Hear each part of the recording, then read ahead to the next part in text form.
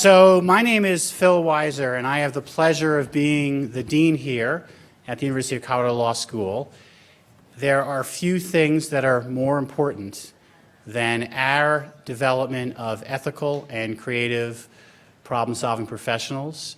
The brand of our grads are really stewards of the state, and if people have an underappreciation for the value of the rule of law and the value of lawyers, not only do you have a CEO here who appreciates it, but you have Jim Lyons in the audience.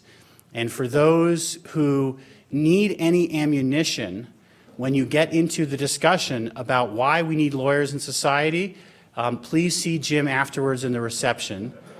It is an important topic, and this conversation we're going to have today is a very important conversation.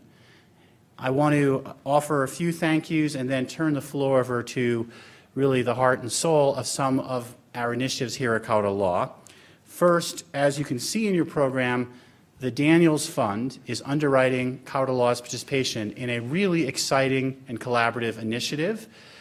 We are all in higher education learning what it means and what it takes to develop ethical professionals. People often say, well, gosh, aren't you either born with ethics or not? And I would say, no, ethics can and needs to be taught. There are lots of different ways how it can be taught. The best, I believe, are through role models, through experience, and through mentorship, where people get feedback. Most people, and I think almost everyone here at Colorado Law, really wants to be ethical.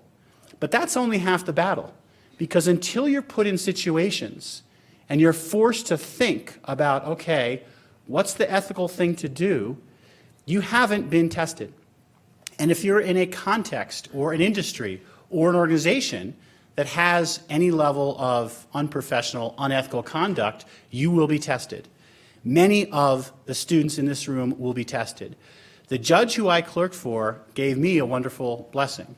He related the story of his first ethical dilemma, which involved a discovery dispute, something many lawyers are familiar with.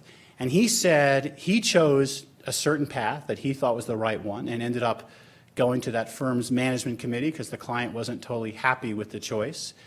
And he said he was so glad he had done that because once he made that choice and said he could be okay, he was able to be more confident. And he said, anytime any of you have to face that type of ethical dilemma, feel free to call him. And so let me give something to all of our students. Anytime any of you face an ethical dilemma, you are not alone. I and others here at the University of Colorado Law are here for you. The Daniels Fund is led by two exceptional people who are here, Linda and Bo, who really are entrepreneurial in the sense that they thought, you know what, a law school could be part of this consortium. And I think it's a fabulous addition for our students to be a part of this consortium. You'll notice this is mostly all other business schools and us. And part of what this is exciting for us is the world that we live in is a world that requires collaboration. Whether you are in the government sector, a company, a consulting firm, a non-for-profit, very few of us are going to work alone. Most of us are going to work in concert with others, and that is indeed where lots of the interesting issues arise. To say a few words about the ambit of what we're doing here at Colorado Law in the initiative, I want to ask Amy Griffin, who is overseeing the program, to take the stage. Amy. Thank you and welcome. We are really very fortunate to be a part of the Daniels Fund Ethics Initiative, especially now with legal education in such a state of transition. There are actually a lot of talented and thoughtful people across the country who are thinking about this issue. How do we develop our students' abilities to respond to recognize even ethical problems? How do we help our students, as the dean talked about already, develop their ethical professional identity? And the Daniels Fund is helping us to do just that. We're very fortunate to already have here on the faculty a number of really talented people to teach our students legal ethics, and so we have that foundation to build from.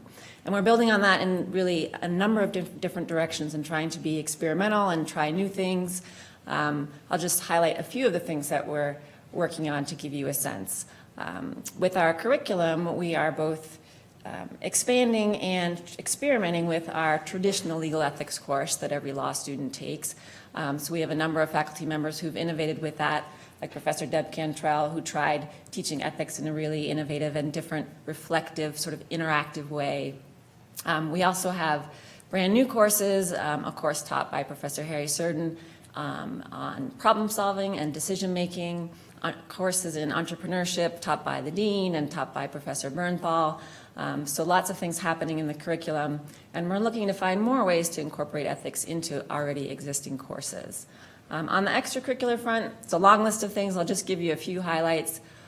We're looking to engage our students more directly with members of the legal community so that they can learn from them and sort of directly engage on issues of ethics. We're looking to expand our programming for students who are in externships and clinics so they can reflect on those actual experiences they're having and learn from the ethical dilemmas that they might confront in those situations. We also have 2 new training programs for lawyers, for law students, to help them with the transition from the academic world to the real world. One of them is a 4-week boot camp for students before they go into a summer position with a business.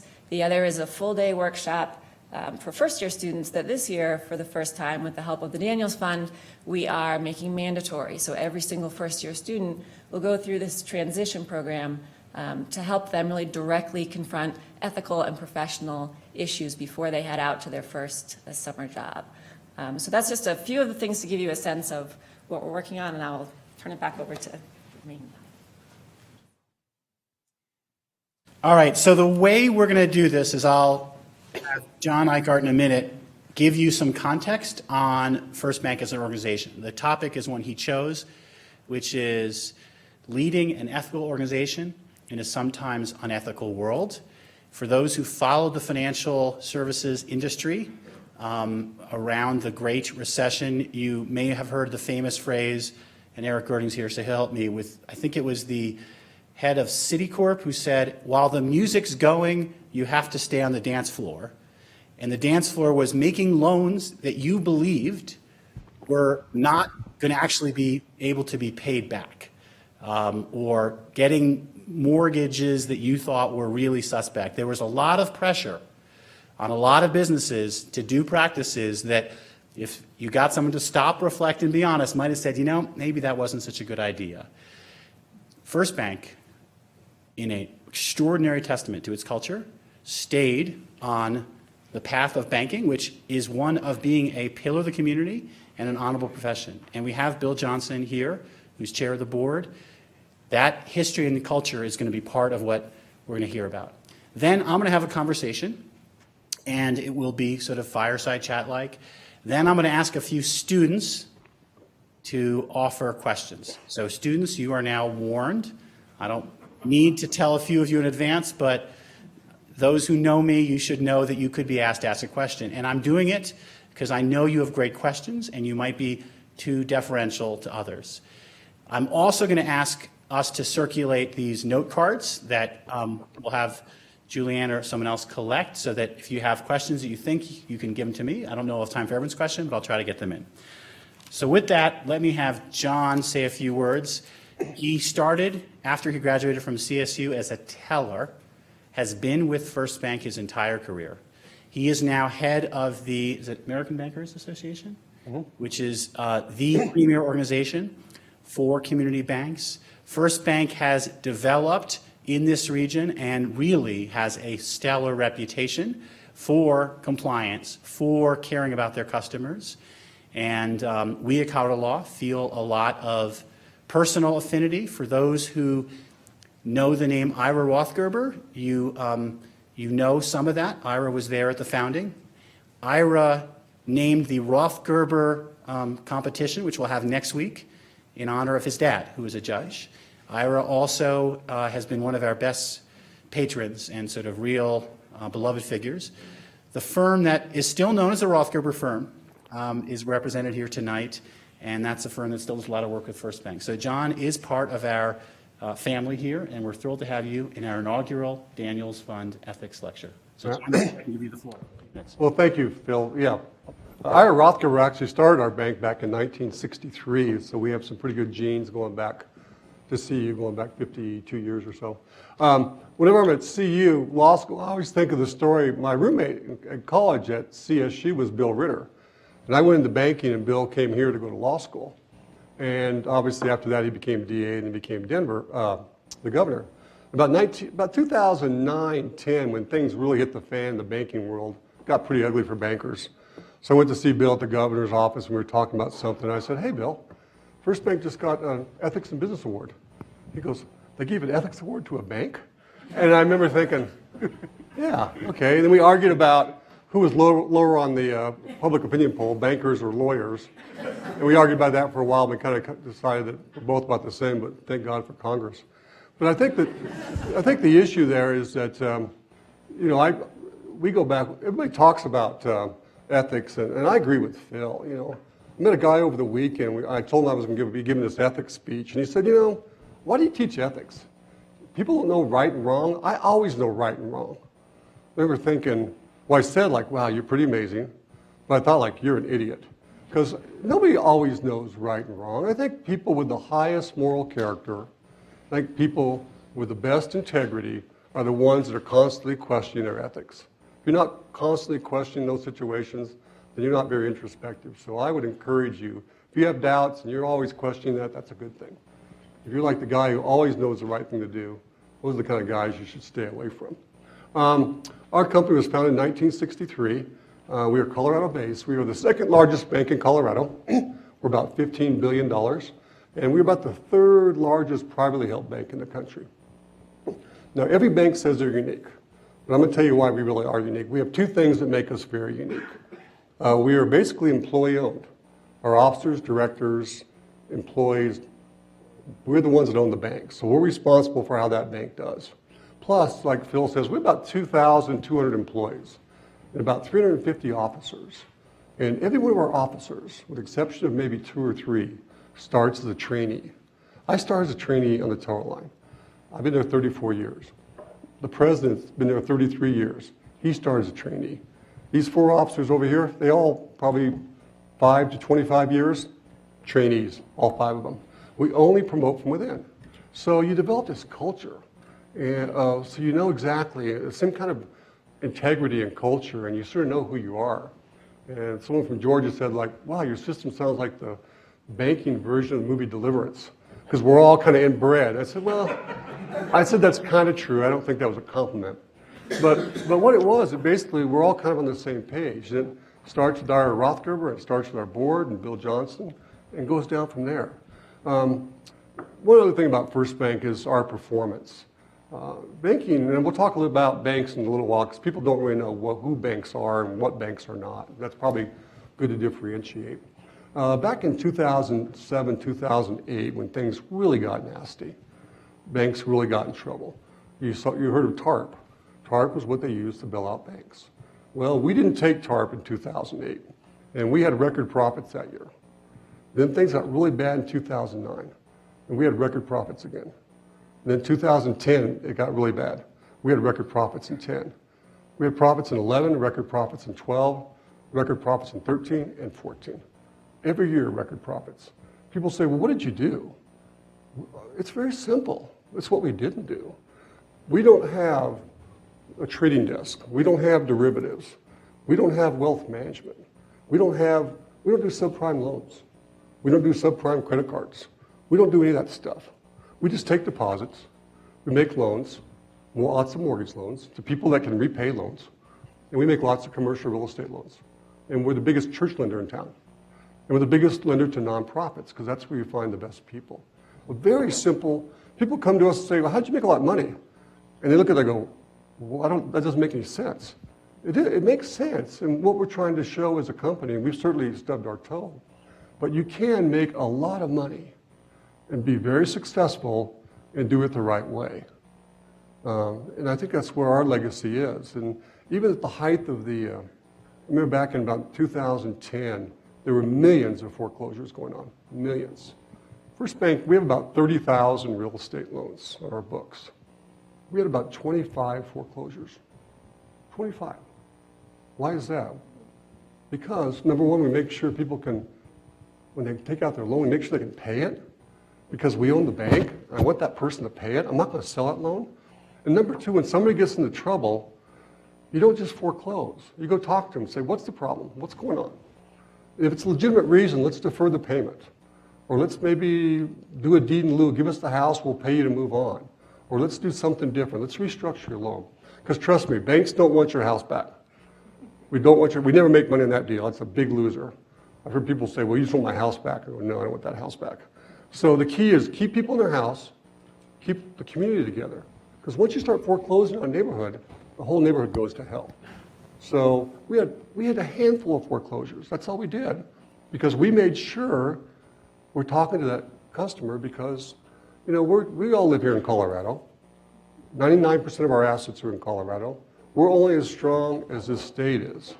And since we live here, we got to make sure this place is good for us too. So that's our philosophy. It's very simple.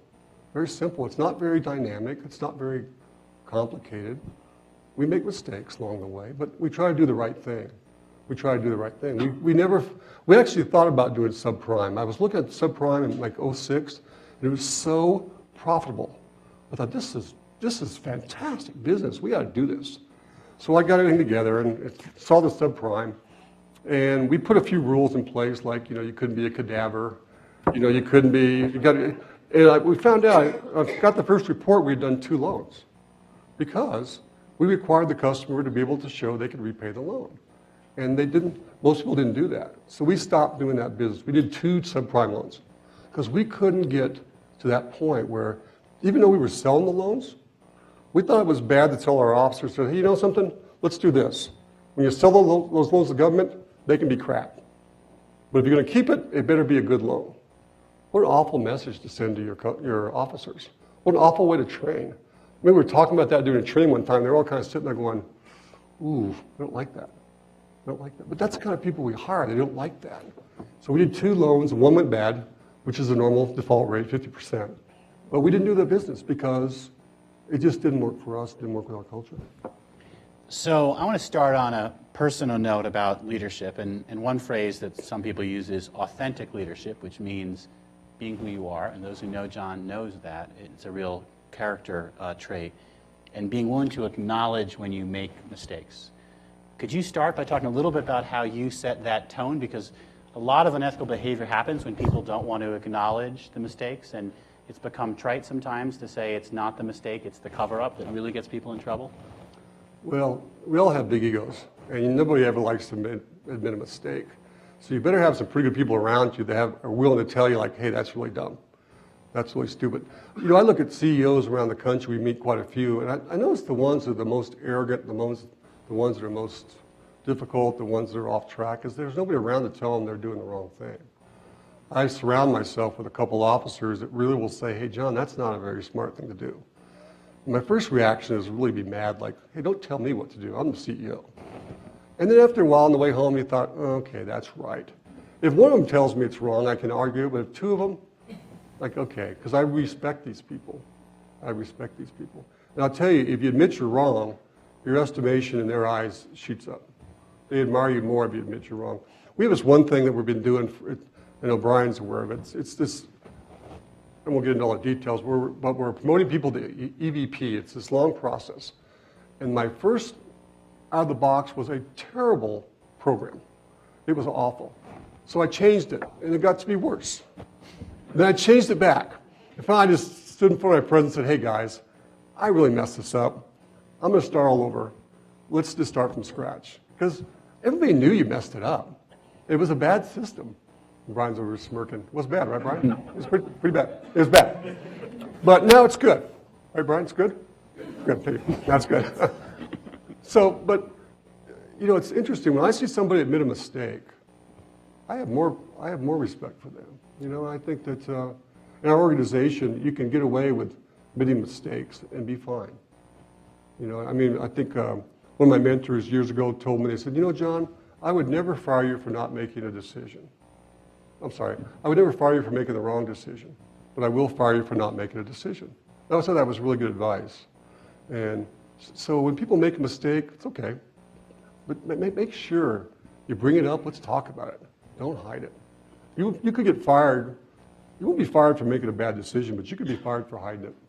So let's follow up on that. How do you get people within the organization to believe that, to be willing to ask questions, acknowledge when they make mistakes, or admit if they did something wrong? Because there's this temptation a lot of people have, this voice in their head, oh, I can't ask that question, or I can't admit I did this wrong because they're going to think I'm dumb. So the reason why we call in students in law school is people have that voice in their head saying, I can't ask a question because I won't look smart. And that voice, I often say, is the devil, because it gets people to do bad things, whereas if people are saying, you know what, I'm not afraid to ask a question or admit maybe did something wrong, you get to a better place. So how do you help people get past what often is a natural resistance to admitting they made a mistake or asking for clarification? Once a month, we have a charge-off meeting. That's where you bring your bad loans to a big group of people like this. You talk about your loan, how bad it was. You have to kind of say, this is my loan, this is what I did wrong, this is stupid. It's very traumatic because you have to admit you made a bad loan. That used to be just a whip and chains and wear sackcloth and beat them up. And I thought, that it was awful. Now it's, okay, let's talk about what happened. What did you do wrong? Let's talk about the downside. Okay, we all made that mistake. You make it a more positive environment. So they're okay making them. It used to be after the charge-offs, loans would die for 3 weeks because nobody wanted to make a loan after they're going through that. But if you make it more of a positive, like, okay, let's, I try to say a lot of times when I see a young officer that's really struggling, I say, I would have made that loan. That's a loan I would have made. They're kind of like, John would have made that loan. Yeah, and I think just if you say that in very unique situations, you can see when some officers really having a bad day and just really upset. You say, I would have made that loan, because most of them I would have made too. I just think that gives you a chance. In that environment, people are okay. I can make mistakes. And we don't fire people for making mistakes. Nobody gets fired for making mistakes. Now, if you make lots of mistakes, that's your normal course of business, that's the problem. But don't ever fire somebody for making a mistake, because that's the best way to chill. It's funny when you fire somebody, you always do it with respect, and you make sure people always say, why does First Bank pay such a great severance package? It's because it's not the person you're firing, it's everybody else. They're watching how you treat that person, because they like Bobby. And maybe Bobby wasn't a good officer, but he needs to go, but hey, they really treated Bobby well. So Bobby's gone, he's out of my life. But everybody else is still here. They're saying, they treated him or her really well. And if I have a problem, I need to leave, they're going to treat me well. So when you fire somebody, it's not for the one you're firing, it's the people in the organization that are watching. So you better make sure you do that right. One thing that you clearly have thought about at First Bank, it's become a real institutional strength, is you have a culture. Every organization has a culture, whether they know it or not. It might be an ethical culture, it might not, it might be a caring culture, it might not. The interesting point made by Simon Sinek, Start With Why, I'd recommend the TED Talk to everybody, is on this point. If you thought about your organization as a family, would you fire a family member? You would try to work with them. And then maybe if they couldn't do something, you would do it with a lot of compassion. That's a powerful point. And during the Great Recession, companies that did everything they could to hold on to people were rewarded by loyalty. That takes a long-term perspective. One point I often say on ethics is acting ethically is in your long-term self-interest. It might not be in your short-term self-interest. In the short term, you might say, you know what? Gosh, we could make a little bit more money if we didn't give that severance package. How do you keep that long-term perspective in mind when everyone faces short-term pressures? Well, the fact we're privately held is a big deal because we don't have to worry about quarterly profits. And our board, starting with Roger and Bill Johnson, Jim Lyons was on our board, I didn't invent this culture. I mean, I'm a trainee. I walked into it. And I'm now the steward of it, make sure I treat it correctly and pass it on. That culture was there. Roger Reicher was our founder. Really unique guy, but he was Mr. Culture. And that's where I learned the culture. And so we all learned the culture. And the fact that, think about it, you got 350 people, they all grew up there. They all started as trainees, now we're all been there for 20 years. You walk into that room, you're like, whoa, this is really a weird group of people, because they're like all the same. But they're not all the same. They're different personalities, they come from different backgrounds, but they have the same ethical background. They have the same sense of caring of community. They have the same sense of just ethics, and they care about stuff. And you're right, the problem with ethical situations, it always costs you money right now. That's why it's a pain. I want to make money right now, but ethically, it's always a short-term pain. So let me tell two stories. One involves Bill Daniels. One is, I don't think apocryphal, but it involves Gary Berg, who's an alum of the law school. He said he was representing a client negotiating with someone over a business deal, and they were $500,000 apart, and they were in different locations. And it was a huge deal, hundreds of millions of dollars. And he said, you know what, let's just flip on it. And so Gary's client, the other guy said to Gary's client, why don't you flip? And so Gary's client flipped, and the other guy said tails, and Gary's client said tails. And afterwards Gary said, was it really tails? And he said, no, but that's the best $500,000 I ever spent, because now he'll trust me that I'm not trying to cheat him. Because the other guy didn't see the coin. And so if he had said the other, it was heads, the other guy wouldn't have known. The Bill Daniels story was when he owned the Utah ABA franchise, right? Where he had all these investors and the team went bankrupt, and he then paid them all back later. He didn't have to, but he wanted to make right by them. If you're an investor in a Bill Daniels business, you know he's going to have your back. That's a long-term perspective that people are thinking you can trust someone. One of the things we talk to law students about is your reputation is a long-term asset. You have to guard it. As you build this culture, how do you get that perspective across to people? Because you're making loans and business deals all the time, and it's going to be tempting. We can cut this corner and make a little bit more money. How do you get that across? Well, a lot of bankers go from bank to bank to bank. So I make a loan today, I don't have to collect it if it goes bad, because I'm going to be down at Bechtel, be at US Bank, or be at Wells. All of our people, if they make a loan, if it goes bad, they go out and collect it because they're still here. It's going to impact their bonus. So you just need to take ownership. I mean, if you look at the great losses of 08, 09, 10, it's because you disconnected the decision and the profit commission from the ultimate responsibility. They were disconnected. I sold those securities. I got the commission. If you disconnect those two, you disconnect the responsibility from the actual short-term benefit, you got a bad situation. We keep our loans. We keep all of our loans in the books. So I can't afford to be making bad loans. If I make bad loans, I got to collect it, and it comes out of my profits, it comes out of my bonus, and it comes out of our organization's equity. So I own that. So going in, not only do I own it, but I'm going to be here. I can't go. I'm not leaving. So it better be right when you go in. We always say bad loans are made during good times. You always make your bad loans during good times because it's good times. That's why you made the loan. But you got to make sure if I know I'm going to make this loan, I thought, I got to make sure it's a good loan because I'm going to have to collect this. If it goes bad, I'm going to have to stand up in charge-off committee and say why I made this bad loan. So I think one of the really great problems of the financial crisis was you separated the commission benefit from the long-term responsibility. And those don't connect up. Why would there be a sense of caring about what you put together? So another challenge of leadership is having visibility and knowing what's happening in your organization. Some CEOs can get cut off and are not sensitive to all that's happening. How do you stay engaged? There are a lot of people in the company, you can't know them all personally, but how do you maintain a presence and engagement as a leader?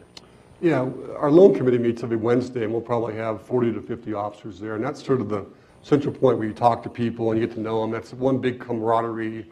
It's more than the loan committee. It's just getting together and talking about what's going on in the world and what's going on in your bank. Plus, we meet with the presidents several times a year. Dave Baker is our president, and we go out to the staff once a year and talk to the staff. And you try to make sure you connect. And the fact that you see these people all the time, that's really the key. I have to force myself to make sure, I say force myself to be around these people, that's not right. But I have to make sure, like John, I need to get to that meeting because that's where everybody's going to be. And just walk around, talk to people. And if we're going to promote these officers and we're going to make them vice presidents and EVPs, I need to know who they are. And but plus I also enjoy them. It's just sort of a nice break. There's a real positive camaraderie there, and I know they got my back, And I just know that regardless of what happens at First Bank, I can screw up, but I know my bank presidents have my back. It's really a nice feeling to know that they're for you. So one of the real challenges in any organization, this is something that lawyers deal with a lot, is the need to integrate, and I'll try to define these words, entrepreneurial initiative or entrepreneurial mindset, which means, hey, how might we do this differently? You want people thinking, could we do this better? And that's important. On the other side, you might call it compliance processes. The way you stay on the up and up is you have certain controls, ethical controls that make sure things are working the way they're supposed to. Sometimes in some organizations, and lawyers sometimes are painted as part of this, it's everything, you can't do that, you can't do that, you can't do that, because we have our processes and they're rigid. Other times, it's Wild West freewheeling, and people are doing all sorts of stuff, and the organization ends up going bankrupt because they couldn't even keep track of what was happening. How do you manage that potential tension? Well, we have a very strong culture and regulatory compliance. It's in our DNA. You know, it's interesting. When I grew up a lender, and I became president of First Bank at the Denver Tech Center, and I just hated these rules, like, oh, rules, rules, rules. And we always called it First Bank of Techception, because everything was an exception down there. And I was proud of that. I thought, hey, we're making exceptions, we're doing this, we're making a lot of money, this is great. And then I got to the holding company, on the other side of the fence. I thought, we can't do this. We can't have 25 officers out there being mavericks. They've got to comply. I don't mind if they're going to be entrepreneurs, but my behavior at the tech center was not acceptable if everybody's doing that. Now, we were very successful, we got lucky, but I thought that is really not the way to do it. So it's funny, once you get on the other side of the fence, now I really like a strong audit. I like a strong loan review. I like a strong compliance because it keeps everybody out of trouble. So it's funny, it's just your point of view. And so you need to make it's almost based on your perspective. And I have these conversations with our presidents all the time. Some of the more maverick ones, I say, he can't do that. Well, John, you know, no, you can't do that. And this is why. Because it's not that you want to totally destroy their sense of entrepreneurship, but banks got to play by the rules. We are so regulated. We are so regulated. We are so regulated. And we have fantastic relationships with our regulators. One of the things that makes me most proud is the Federal Reserve is our primary regulator. The Federal Reserve sends their new people to First Bank to do their exams because they want to show them how it should be done at a bank. I was so proud to hear that. I thought, well, that's pretty cool. They actually think we do it right. And they want to come send their people and watch our systems as a place to train. And trust me, as a bank, you hear some of these bankers get mad at regulators, this and that. That is such a dumb thing to do. Treat your regulator well. Bend over backwards. Yes, sir, no, sir. Be compliant. And they will make your life so much easier. And that's why, that comes probably from Ira Rothgerber and Roger Reicher, who he was sort of inconsistent there. But he had a few fights with the regulators.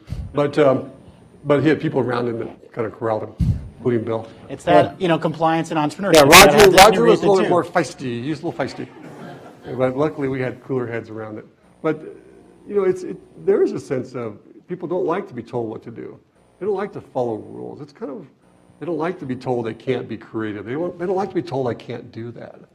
But if you're going to be in a big part of an organization, you don't be bureaucratic, but you got to play by the rules. Because as long as the rules aren't totally arbitrary. Here's an interesting kind of a ethical deal. Basically, we pay our new account employees commissions for selling checking accounts, debit accounts, credit cards, that kind of thing. At one of our banks, we had one employee that was cheating. And she was doing stuff that wasn't supposed to. She was filling out the forms wrong, and we fired her.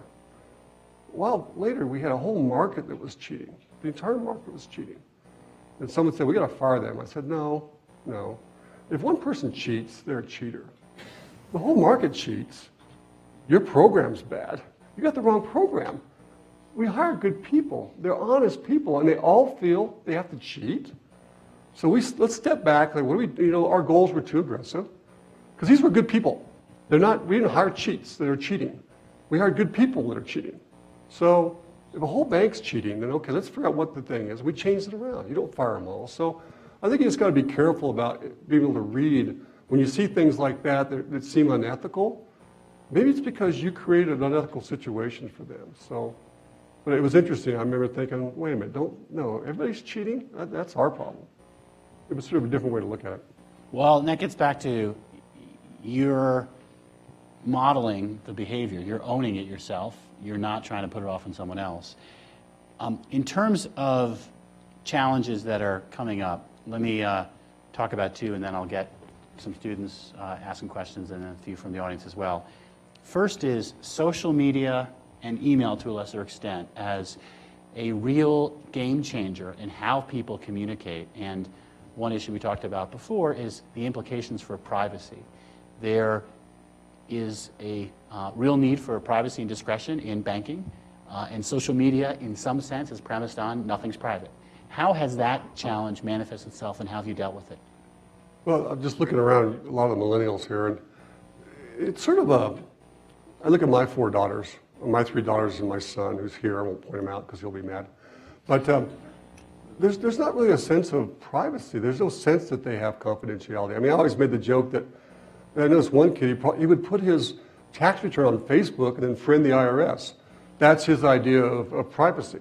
So when people come in today, we have to say, look, financial statements are very confidential. These discussions are very confidential.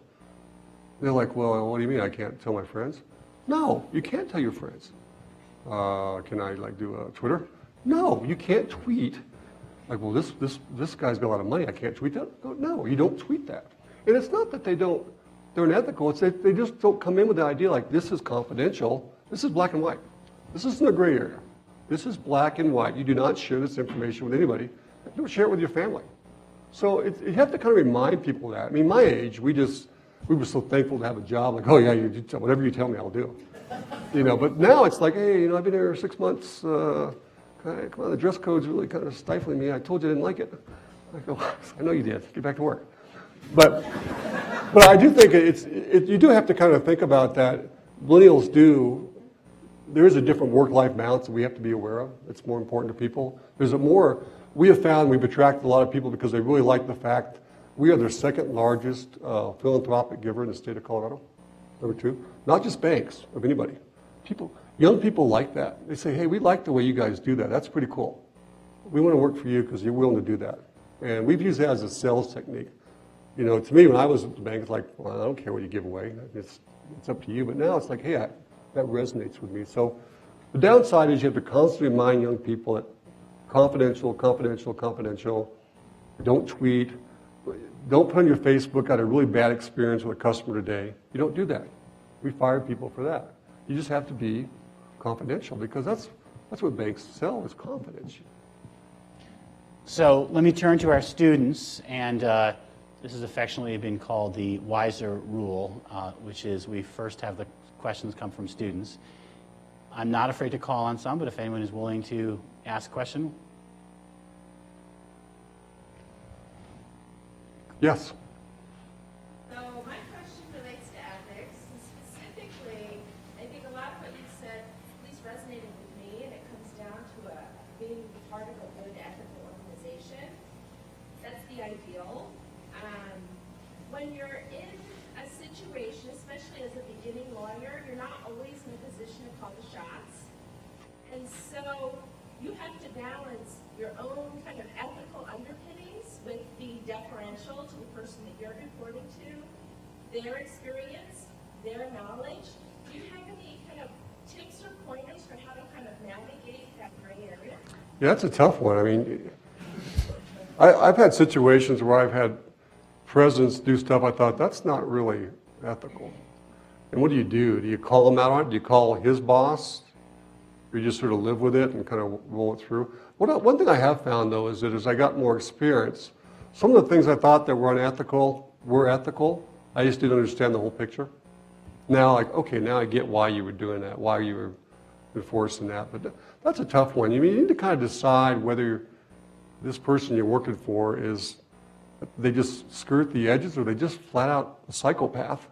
And psychopaths are easier because you can just leave. It's the one that's kind of the gray, like, oh, come on, you're always almost ethical, but just not quite there, but not enough to leave.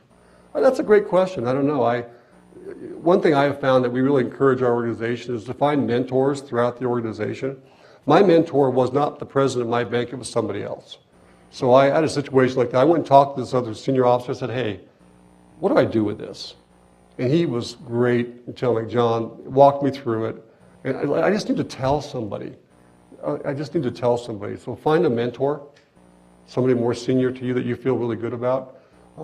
I've had mentors my whole life. I mean, people that didn't even know my mentors. And I've had these ethical dilemmas, and I go talk to them, and I say, what do I do on this?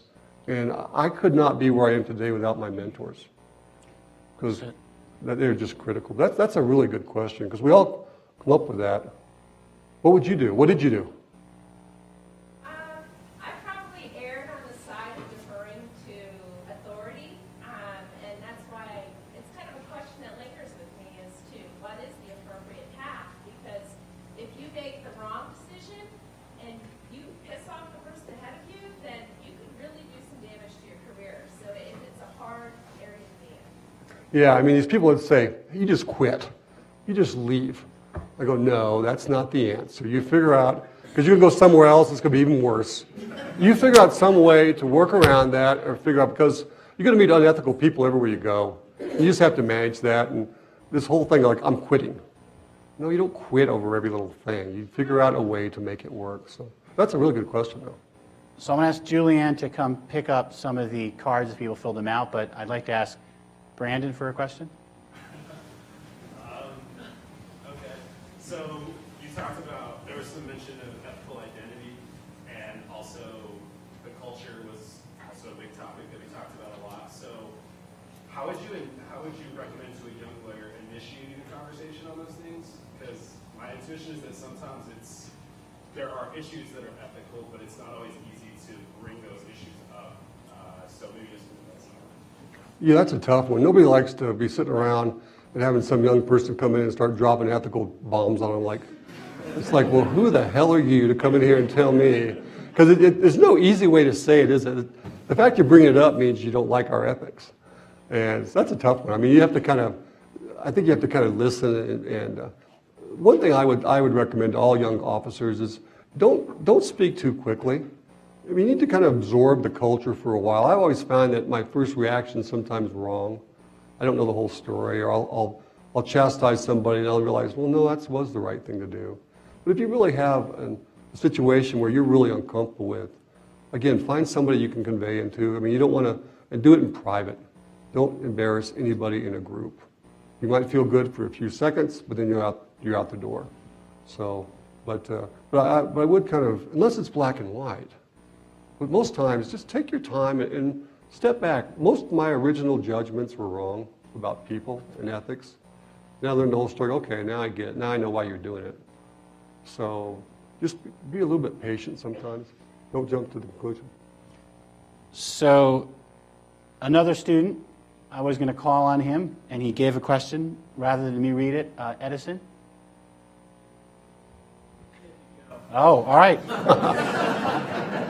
Poor Edison. Let me ask his question. He's not here. Well, he's gone. He's gone. Yeah, he's out of here. But it's a good one. He basically wanted you to elaborate on this idea of having been committed to really ethical decision making and this rise in profits and a flight to quality. Would you say that your culture of regulatory compliance, ethical behavior, is actually part of your long-term financial success? Oh, absolutely. I think that's the core. I think what we're saying is that you can be an ethical, do the right things, treat your customers well, and you will be incredibly successful over the long run. I mean, I just think First Bank, you can come in and look at our model, it screams that. It screams that over the last 30, 40 years. We just did time after year, we do the right thing. We make mistakes. We all do dumb things. I've done some stuff that I wish I had a few do-overs. But if you take care of your customer, don't abuse them. You don't need subprime. You don't need subprime credit cards. You don't need, when you have a dispute with the customer, take care of it. Even though the customer is maybe, our philosophy is if a customer comes to you with a complaint, go ahead and take care of it. Don't argue with them. Just pay it off and let them go. You'll find long-term you'll make a great customer. But in the long term, your people feel better. Your people feel better working there. We've won best places to work in Denver for like 4 or 5 years in a row. And people want to work there. Nothing would break my heart more than to have employees say, I'm embarrassed to work at First Bank. I was like, why? I mean, that would just shock me. Why are you embarrassed? Because of the way we act, the way we treat people, or the way we treat society. And I can't think of anything more painful. They can say I'm an idiot CEO or I'm bad, I should go. But to say that they're ashamed to work at First Bank, I can't imagine anything more painful than that. So you got a good question that follows up, which is, you've been able to both stay ethical and be profitable. Is it harder to stay ethical in a more struggling situation where you feel there's more of an existential challenge to the business? And how can companies handle that? Yeah, that's a great question. I think as banking becomes more and more competitive, you look for more ways to make money. And ways to make money means you extract fees from your customers. You guys like that concept, don't you? And the key is you want to do it in an ethical way and provide some value. But yeah, we're looking at some services right now, which I think, this is a little bit of a sticker. But we need to do it because we have a long-term responsibility to our shareholders to be a viable, profitable company. And it's in the realm of what's acceptable, and it's ethical, but maybe it's pretty tough, a tough product. So, but we're looking at some of those because we want to be ethical, but we don't want to be foolish. We don't want to be ethical and out of business. We still have to have responsibility to our shareholders, and sometimes that means doing things that are not bright line, totally ethical. It's like this is a pretty tough product you're rolling out here. This is a pretty prohibited product, but it makes the bank a lot of money. Okay, maybe we need to do that because our shareholders need this money. They expect it, and that's my responsibility is to deliver that. So yeah, we struggle with that a lot. But you can't always roll over and say, oh, the customer, I can't. No, sometimes you got to be a little bit tough too. So you get a question that kind of follows that nicely. How are you guys handling the new recreational marijuana industry? And any views on the policy issues around this opportunity under Colorado law, but yet this conflict with federal law? Yeah, we cannot bank the marijuana industry because it's a violation of federal law. I know the marijuana people are just berserk that the banks won't take their deposits, but we can't by federal law. There's kind of a wishy-washy ruling coming out of Eric Holder's office, like, well, I think you're going to be okay. You're probably okay. You're probably okay? I mean, I get that in writing? Yeah, I get that in writing, probably okay. And it's even actually a bigger problem than that because it's something called Operation Choke Point, which means every dollar that you put in the bank, we keep track of. Trust me, if you put cash in our bank, it is monitored to the nth degree. And if you are trying to launder cash, we know about it. You would be amazed at the behind-the-scenes systems that when you pull money out of an ATM, you put it in your wife's account, you do this, we know about it. Trust me, we spent millions of dollars knowing about it. So it's called Choke Point because the feds are requiring us to monitor people that are illegally putting money in the bank. Then you turn around and you have this illegal business. What do you do with that? We have situations like, let's say the town of Vail. The town of Vail collects receipts, tax receipts for the marijuana business. It's always cash. They put cash in our bank. We know that money is from an illegal source. We know it. So what do you do with that? We're not supposed to take it. It's from an illegal source. So we fill out this report. It's called this marijuana something. I can't remember. And then you send it to justice, and who knows what to do with it. But they're putting banks in this awful position that we don't know what to do. We've asked the Federal Reserve for help on this. We've had situations where we make loans to landowners, and then they put a marijuana business in the center, and they deposit the cash. We know the cash comes from an illegal source. What do you do with that? I mean, the banks are in a terrible position here. I was talking to a lady at the FDIC, one of their very senior people, about this. I said, hey, do you see some relief here? Do you see that maybe you might give us a break? And she looked at me and she goes, what part of illegal do you not understand? I walked away. I thought, okay, that's exactly probably the best, at least, John, you know where you stand. But I don't know where we go with that. If you want to smoke dope at home, I could care less. You do what you want to. Nobody should be in jail for smoking dope. But the way this law was written, and it was so poorly written and so poorly thought out, and Don Childers, Linda's husband is the guy who is the expert in this area about banks and how we deal with this, but this has been a real problem for us. What I'm hoping is that all 50 states will eventually pass it, so we don't look like the goofballs with the marijuana law. But everywhere I go, first thing out, hey, did you bring some dope? I go, no, I didn't bring any dope. Okay, then we move on. You know, hey, Ikard needs to go to Taco Bell. No, it makes us look kind of like a goofball state. We look goofy. But thank God Washington's there goofy with us. But it is a major problem, and there's no short-term relief because nobody wants to be known as the senator that proposed the pot bill. That thing's going to be a problem for a long time. And for a final question, when you started as a teller, could you ever have imagined yourself coming up to be president and CEO? Was that something you had an ambition towards? And when did you finally think, you know what, maybe I can be the CEO of the company? I was off $2,000 my first day at the teller line. I thought, I'm not going to be here tomorrow.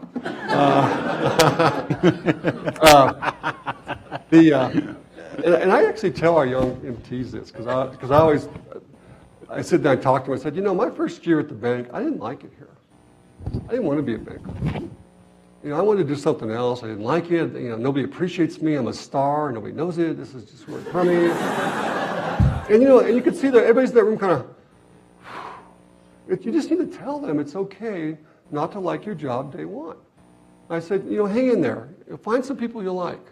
Don't quit after a year. Give it some time. You'll get there. I know HR just says, John, you can't tell them that. I said, it's okay. You give them permission not to like their job. And you're like, well, John didn't like his job, but now look where he is. So my message is, hang in there. Find some people you like. Turn around. Nobody likes their job the first year. That's why it's called work. But after that, you start to find friends. You realize, I'm pretty good at this. And then you start to develop. I hate to lose kids, young people after the first year. I thought, oh, come on, hang in there. You haven't given us a chance. I know you don't like it, but hang in there. Because if we can keep them after a couple of years, we got them forever. But a lot of the ones that quit early are the ones that just, they never bonded with anybody. They didn't find a mentor. But no, I never thought I was, my first 5 years, I was like, hey, I keep looking for papers and resumes. But you know what? Then you get married and you have kids. And you thought, I need this job. I better straighten up. And back then, I bought my first bank stock, and then I bought my house. And like within a year later, my house was underwater, and my first bank stock was underwater, and I had 4 kids. I thought, man, life kind of sucks right now. But it got better. Things turned around. But you just hang in there. And I worry sometimes millennials jump around too much. Give it a couple of years. How do you even know the culture of a company after a year? I didn't know it at all. So hang in there. I tell people, come on, just trust me for a year. And one last thing I would say is that, you got to prove to me that you're worth keeping. You got to prove to me that you're really good. But you know something? I got to prove to you that I'm a good place to work. I have an obligation to say I'm better than Wells Fargo. I have a better opportunity than U.S. Bank. I can't just come in and say, hey, you need to straighten up because you work for me. I could fire you. No. It's a two-way street. I have to prove to you that this is a good place to work, and that's the attitude we take. We kind of coddle our young officers like, hey, these people are important. We have to prove to you that we're a good place to be. So I think if more companies would take that attitude, I think you'd be much better off. We still lose a lot of young people. It's like losing your kids. Like, oh, come on, don't leave. Don't go to that bank. But, we wish them well. Some come back. So how many students are in the audience? Raise your hands. All right, non-students, your job in the reception is to go talk to the students. Let's all join together and thank John for a great discussion. Thanks so much. Thank you. Thank you, Phil. I appreciate it.